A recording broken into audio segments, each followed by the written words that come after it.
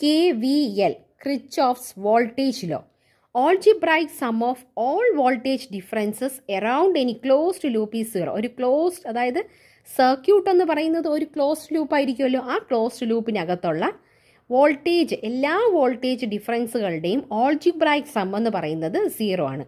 ഇവിടെ നോക്കൂ, സർക്യൂട്ടിനകത്ത് 2 cell connect ചെയ്തിട്ടുണ്ട്, 2 റെസിസ്റ്റേഴ്സ് കണക്ട് ചെയ്തിട്ടുണ്ട്. അപ്പോൾ അതിനകത്ത് കറണ്ടിൻ്റെ ഫ്ലോ ആണ് ആ കാണിച്ചിരിക്കുന്ന ഡയറക്ഷൻ. കറണ്ടിൻ്റെ ഫ്ലോ, കറണ്ട് എപ്പോഴും പോസിറ്റീവിൽ നിന്നും നെഗറ്റീവിലേക്കാണ് ഫ്ലോ ചെയ്യുന്നത്, പോസിറ്റീവിൽ നിന്ന് നെഗറ്റീവിലേക്ക്. അപ്പോൾ ആ കറണ്ട് ഫ്ലോ കാണിച്ചിട്ടുണ്ട്. അതനുസരിച്ച് ഇക്വേഷൻ എഴുതിയിരിക്കുന്നു. E1 സർക്യൂട്ടിൽ ആദ്യത്തെ റെസിസ്റ്റൻസ് പ്ലസിൽ നിന്ന് മൈനസിലേക്ക് ആയതുകൊണ്ടാണ് -I1R1 plus E2 -I1R2. So I1 = E1 + E2 /